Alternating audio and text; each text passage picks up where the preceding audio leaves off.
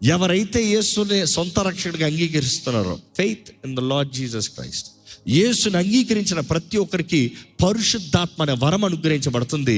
పరిశుద్ధాత్మతో నింపబడుతున్నారు, పైకి వచ్చిపోతాం కాదు. ఈరోజు మనుషుడు చూడండి, దురాత్మల జ్ఞానం, దెయ్యముల జ్ఞానం, ఒకరిని నాశనం ఎలా చేయాలి. పైకి వెళ్తే అక్కడ ఉన్నావు, కిందకి వెళ్తే అక్కడ ఉన్నావు, ఎక్కడ పారిపోతా అంటే దేవుడు ఎక్కడ ఉన్నాడు? పరిశుద్ధాత్ముడి దగ్గర నుంచి నువ్వు ఎక్కడికి పారిపోలేవు, ఎక్కడ పోయినా కూడా ఉన్నాడు. ఎక్కడ పారిపోతున్నారు? ఎందుకంటే చాలామంది ఎవరికి తెలియకుండా మాట్లాడుతున్నావు అనుకుంటున్నారు, పరిశుద్ధాత్ముడు పక్కనే ఉన్నాడు. నువ్వు పరిశుద్ధాత్మ తెలియకుండా ఎక్కడ పారిపోయి ఏం చేయగలుగుతావు?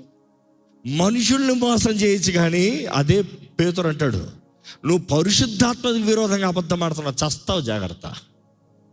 ఈరోజు మనం జ్ఞాపకం చేసుకోవాలండి, దేవుని ఆత్మని మనం ఎప్పుడు దుఃఖపెట్టకూడదు. ఈరోజు ఎందరో పరిశుద్ధాత్ముడు అంటే ఎరగని వారుగా, పరిశుద్ధాత్మతో నింపబడిన వారుగా ఉన్నారు. మేబీ ఇక్కడ ఉన్నవారు ఏదో సమస్యలు వచ్చారేమో, పోరాటాలు వచ్చారేమో, కలవరాలు వచ్చారేమో, నాకు ఏదైనా దేవుడు మాట్లాడతాడు అని వచ్చారేమో.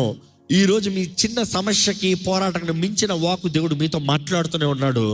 దేవుడు అంటాడు, నన్ను కలిగి ఉండు, నన్ను ఎరిగి ఉండు,